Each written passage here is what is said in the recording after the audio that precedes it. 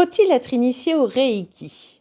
Alors ça, c'est une grande question que beaucoup me demandent, que ça soit dans les commentaires ou dans mes formations. Donc aujourd'hui, j'ai décidé donc de vous en parler et de vous y répondre.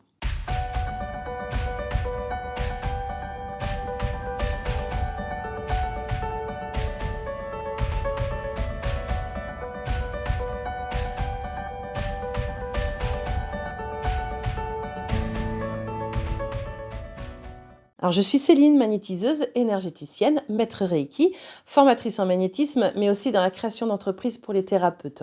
Alors aujourd'hui, j'ai vraiment décidé donc de pouvoir parler donc du Reiki et en particulier donc de ces initiations.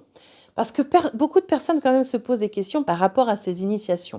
Du style, voilà, est-ce que c'est utile? Pourquoi en fait il existe des formations en ligne en Reiki? S'il faut être initié?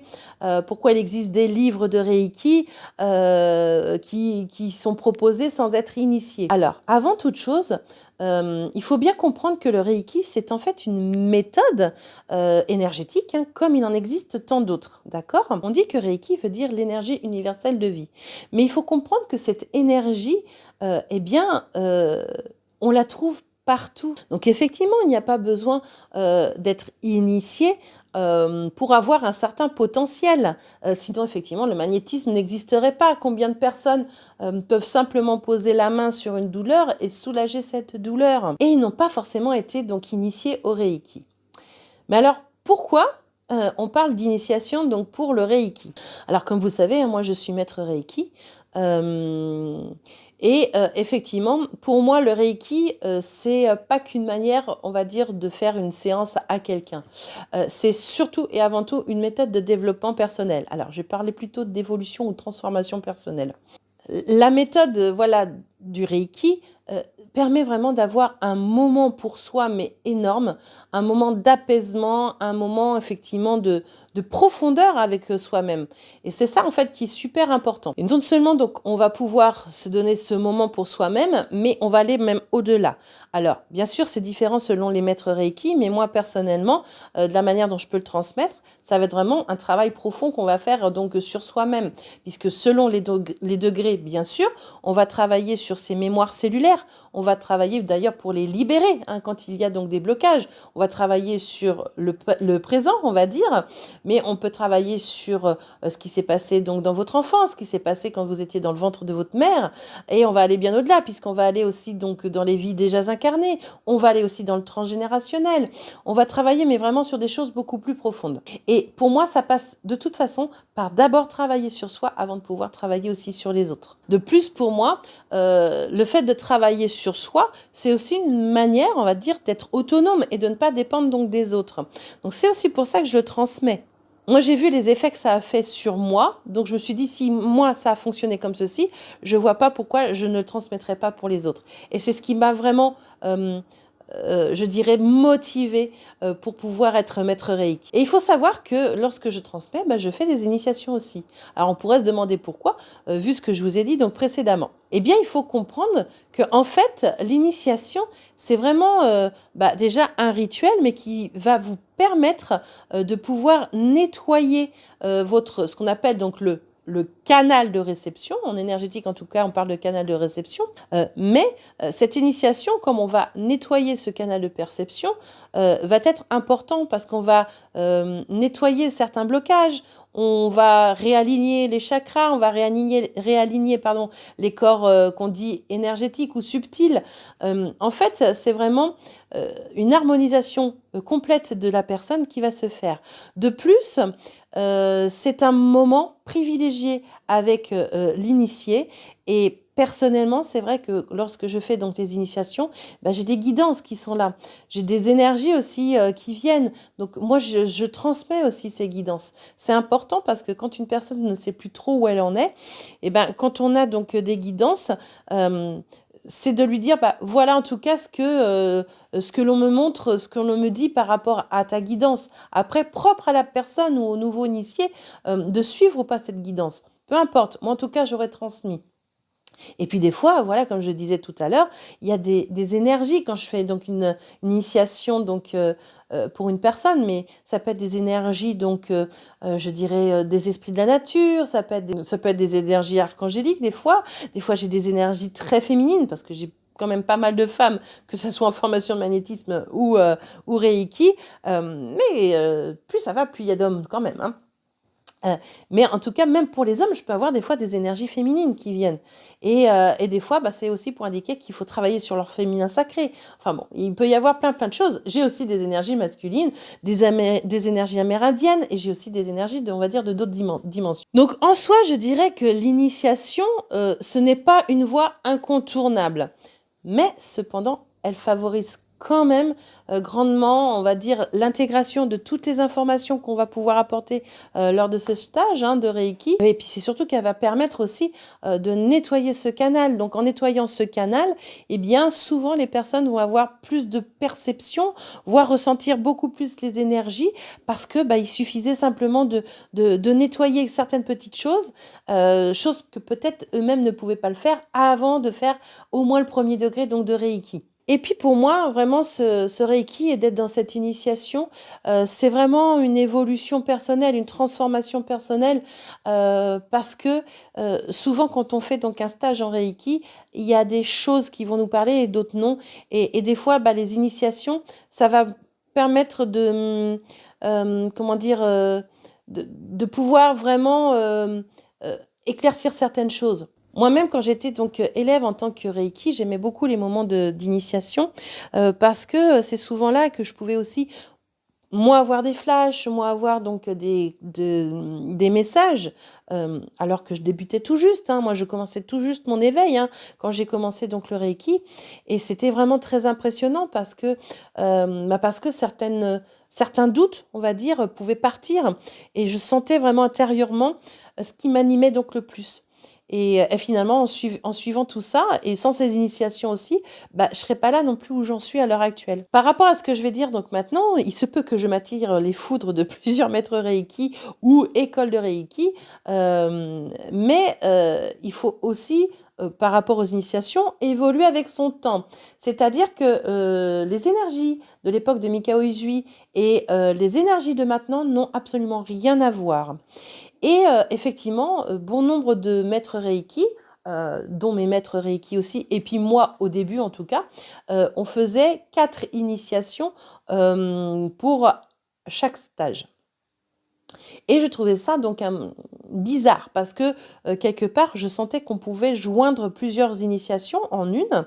Et c'est pour ça qu'effectivement, personnellement, j'ai fait mon cheminement et de 4 initiations, je suis passée à 2 et maintenant même, je suis passée qu'à une seule initiation lors de mes stages de Reiki. Et j'ai compris, j'ai cherché quand même pourquoi il y avait ces 4 initiations et donc j'ai appris quelque chose, c'est que effectivement, donc les élèves de Mikao Usui qui sont passés maître Reiki faisaient donc leur stage sur 4 jours et donc ils faisaient une initiation par jour, donc ça faisait les 4 initiations.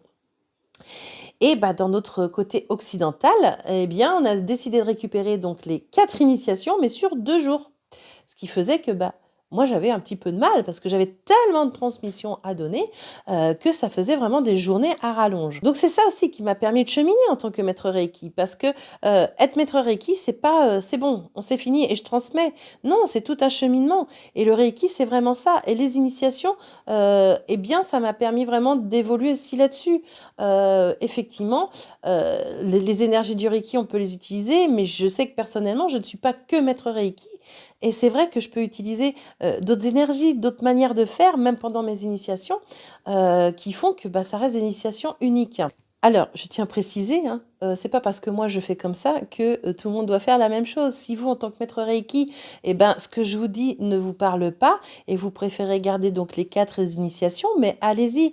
Et c'est tout à fait normal. C'est parce qu'on n'est pas dans les mêmes énergies, dans le sens où chacun de nous a une mission précise et que il est juste pour vous de faire ces 4 initiations. Comme pour moi, il est juste que mes guides m'ont indiqué que je pouvais faire différemment et qu'une initiation suffit et qu'une initiation l'initiation permet en fait de faire et de faire vraiment tout ce qu'il doit faire. Alors c'est vrai que quelquefois les initiations, eh ben ça débourre, on va dire ça comme ça, mais en fait c'est vraiment propre à chacun. Donc vous, allez-y, faites comme vous le sentez. N'oubliez pas, c'est votre âme hein, qui vous parle aussi. Donc, si vous vous sentez pas comme ça, ne le faites pas. Et c'est pas dérangeant. N'oubliez pas, hein, on est des collègues, on n'est pas des concurrents. Donc, si quelque chose vous parle, eh ben, allez-y. Si ça vous parle pas, eh bien, pas de problème. Moi, en tout cas, ça me pose pas de problème. Et sachez que vous attirez de toute façon à vous les personnes qui vous correspondront. Comme pour moi, effectivement, j'ai attiré à moi donc les élèves qui me correspondent. Et c'est ça qui est le plus important. Parce qu'on va contribuer à notre échelle, donc à aider ces personnes-là qui elles-mêmes pourront aider aussi. Et pourquoi pas plus tard transmettre aussi, que ce soit Reiki ou autre. C'est vraiment ça aussi, hein, le Reiki, c'est vraiment tout un cheminement. Moi, c'est pour ça non plus que je fais pas du Reiki à suivre et qu'il faut un certain temps. Alors, effectivement, entre le Reiki 1 et le Reiki 2, il n'y a pas beaucoup de temps en soi. Il faut au moins un minimum de 21 jours. Mais de toute façon, par rapport à mon emploi du temps, eh bien, ça sera donc un petit peu plus. Mais c'est vrai qu'entre un Reiki 2 et un Reiki 3, il faut au minimum, et je dis bien au minimum, 1 an, voire 1 an et demi. C'est important parce que c'est une histoire de cheminement personnel. Et souvent, je sais quand les personnes sont prêtes pour un Reiki 3, parce qu'ils vont être dans une évolution différente. Ils vont être dans cette transformation personnelle aussi et ils ont des réflexions. Souvent, ils me disent, voilà, est-ce que je pourrais pas faire ça plutôt comme ça que éventuellement comme tu nous l'as indiqué. En tout cas, je le sens plus comme ça. Et moi, je leur dis toujours, mais vas-y, fais-le.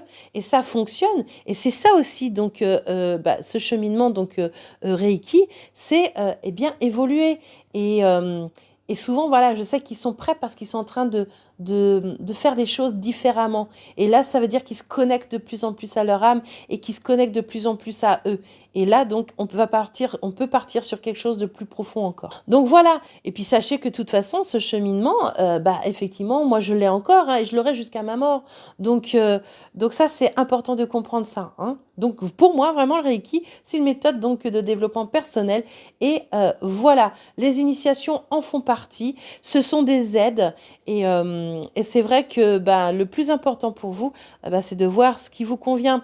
J'ai fait une vidéo aussi pour savoir donc quel maître Reiki, trouver le bon maître Reiki pour vous. Donc n'hésitez pas à la voir, vous reportez donc à elle. En tout cas, je tenais vraiment à faire cette vidéo sur les initiations. Loin de moi donc de vouloir offenser que ce soit les écoles ou alors donc certains maîtres Reiki, puisque comme je vous l'ai dit, donc tout est juste. Donc moi en tout cas, c'est comme ça que en tout cas mes guides me demandent donc de le faire.